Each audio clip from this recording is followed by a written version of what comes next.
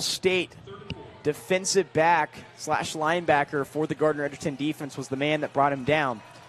2 runs from Reeves on the first 2 downs. We'll see if they go to that again. And instead, they're going to opt for a Reeves pass. He's just going to toss it up in the air. A defender in the area and an interception for Gardner-Edgerton High School. Dominique Tony with the interception past midfield, and Gardner will get the ball back after a turnover on the interception.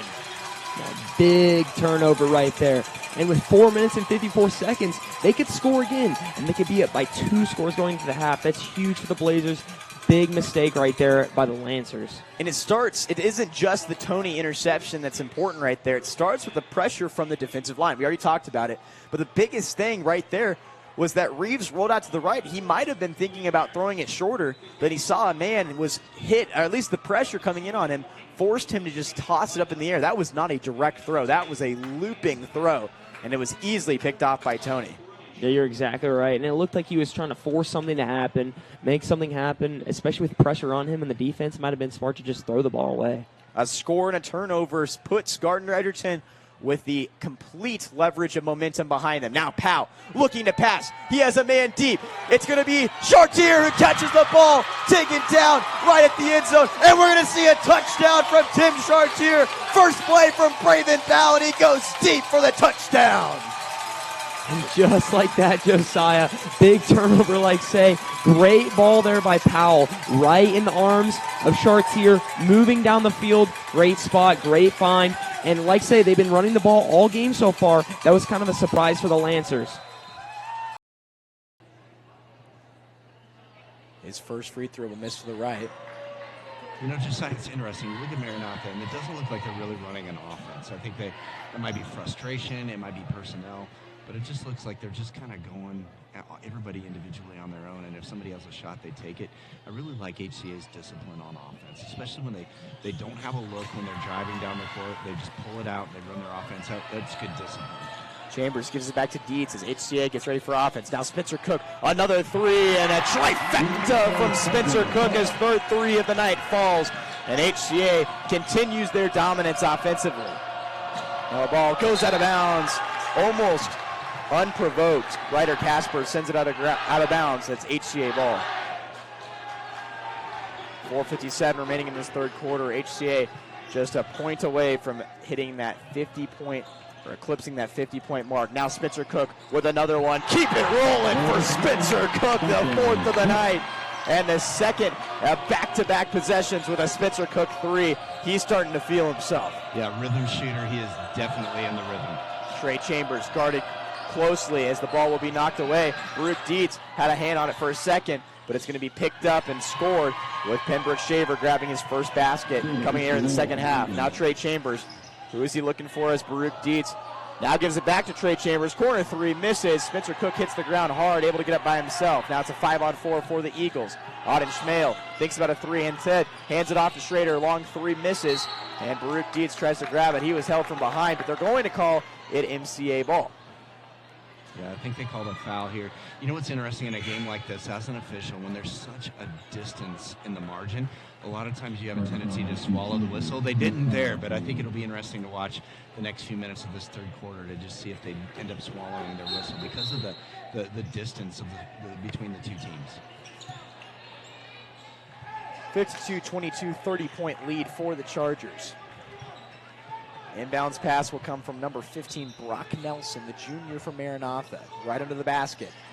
He's looking for the bounce pass, and he'll get it to Schrader. Schrader immediately double team, still able to go up over Miles Buhrle and grab his second basket of the second half. Yeah, you got Chambers on Schrader, definitely a size mismatch there.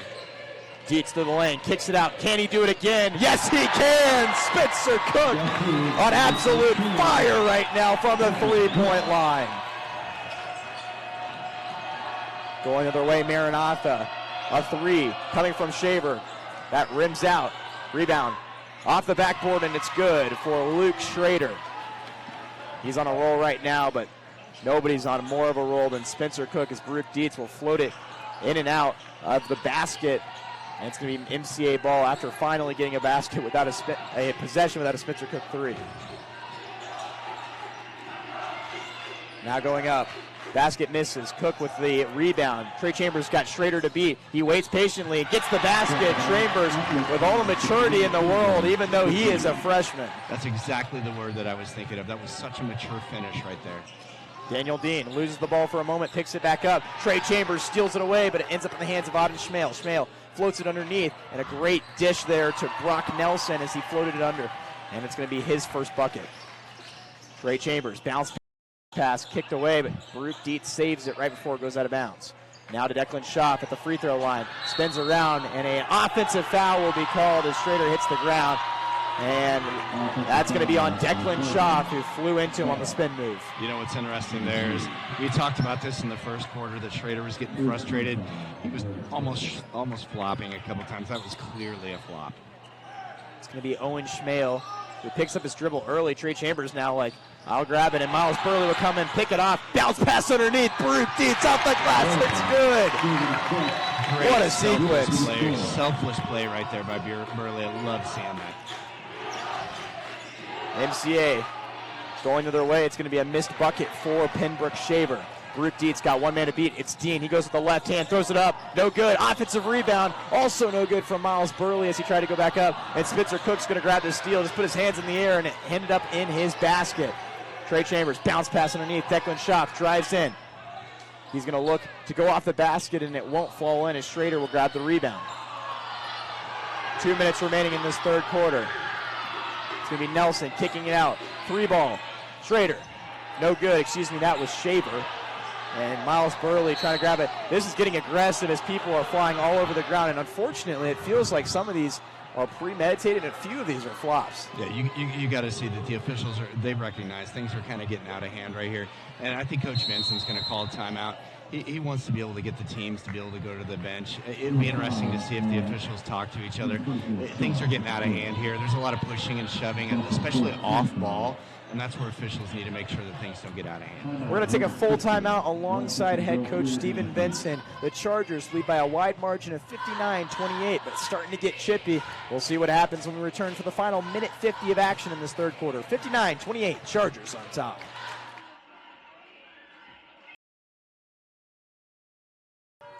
Again, the freshman sends it over. Too much on that one, maybe just enough to mess her up there, and it's going to be a 10-point deficit for the Chargers as Kelly, who just came in, will attempt a couple serves here, sitting at only 9. Donning the number 4, sends it over right through the middle, and that's going to be a huge ace there for Maddie Kelly.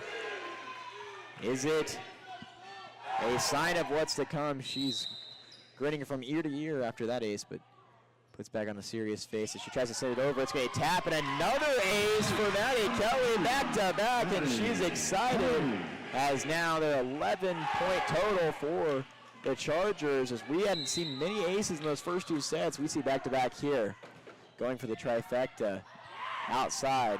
She seems to be doing a great job out there, Josiah. She's having a great time as well. You love to see it. Sent back over. Now Whitlow. The attempted spike is blocked right down. The combination of Abby Nash and Elizabeth Gilmore sends it right back, spinning it to the left side. Kick will go to 19 instead. That is Triban from the 10-yard line. He'll cut on the right. In the middle of the hash marks, he'll cut through a couple more defenders. Got one more man to beat. It's the kicker. He'll stiff on Flowers, but Flowers, the kicker, able to take him down, but not before he takes it past the 40-yard line. A huge return for Frankie Triban, the junior for Blue Valley North. Now 11:30 on the clock, a 3rd and 6, a big moment for this defense. Powell's going to take it himself. Now pitch on the outside, Schwame. Going to break through from the defenders. Stiff arms a man to the ground. Has it at the 50. Now the 40. Bring it away. Has one blocker. And he's going to take it all the way. Border Schwame all the way. Bringing this score up to 2 touchdowns. And what a play for Schwame, who sent a man to the ground and takes the whole team with him for the touchdown. He's got Frankie Triban next to him. On his left, that's who he'll hand it off to. Triban with some room. He'll cut to the left. He's got one man to beat, and he's going to break away at the 30. Now at the 20, trying to dive for the end zone, and he will. Touchdown for Frankie Triban, the 2 biggest plays of the night. And right away responds is Blue Valley North. Frankie Triban breaking off for a massive touchdown.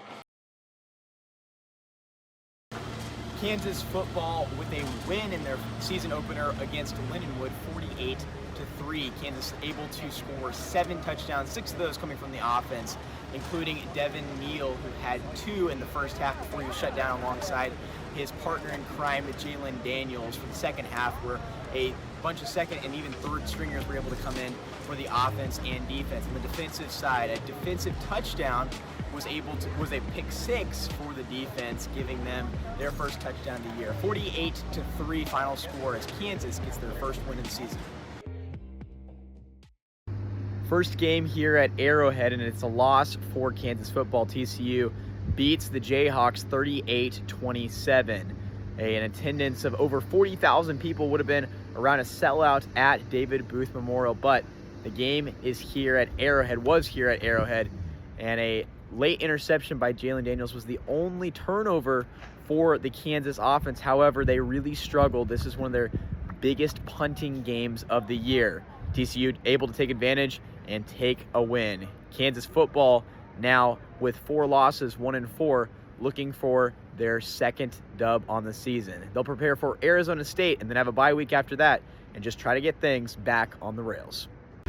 23-20 is the final score here in the final match here at Children's Mercy Park. Jalen Daniels throws his second pick of the game in the beginning of the second half, his 5th and 6th on the year. A rough start for him. The Kansas offense just looking to get going. Another 100-yard night, though, on the rushing side for Devin Neal. He's having a ton of success to start off the season. The defense played great on both sides, but it's UNLV that comes away with the win. 23-20 and a loss for Kansas, who's now 1-2 on the season. They prepare to travel to Morgantown to face West Virginia.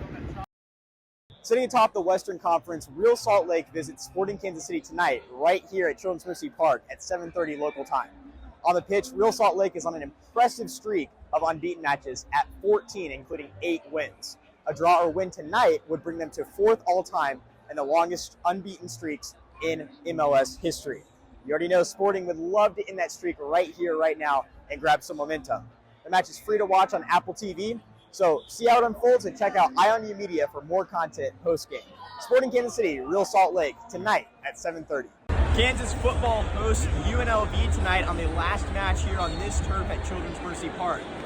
In the future, they're going to be heading over to Arrowhead, but before that happens, they match up a rematch from the Guaranteed Rate Bowl, the first bowl game win for Lance Leipold last year. Kansas, coming off a loss to Illinois and to Champaign just last week, looks to bounce back tonight with some heavy offensive power.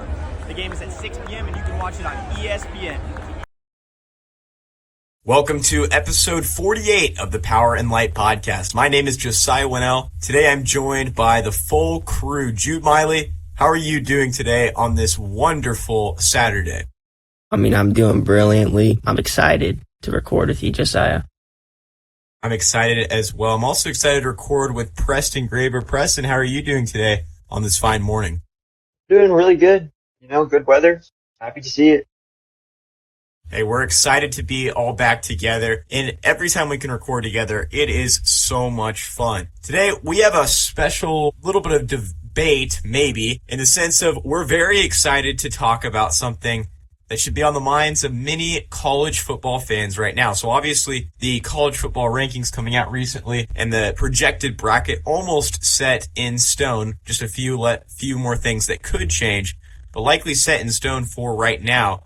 But the debate that is going on right now, especially after a massive performance, a 200-plus yard performance from Ashton Jeanty last night, is who is the Heisman winner this year. This episode is being recorded on December 7th. The Heisman voters have to submit their ballot by December 9th. And there's a couple things we'll dive into, but that means right now that their decision has to be made after, of course, both guys that are at the top of the list right now, Travis Hunter and Ashton Jeanty, have completed their seasons. The question is, if Ashton Jeanty went on to make some noise in the college football playoff, it doesn't matter right now because those ballots have to be cast December 9th. We're only a week away from the official announcement of who the Heisman winner is.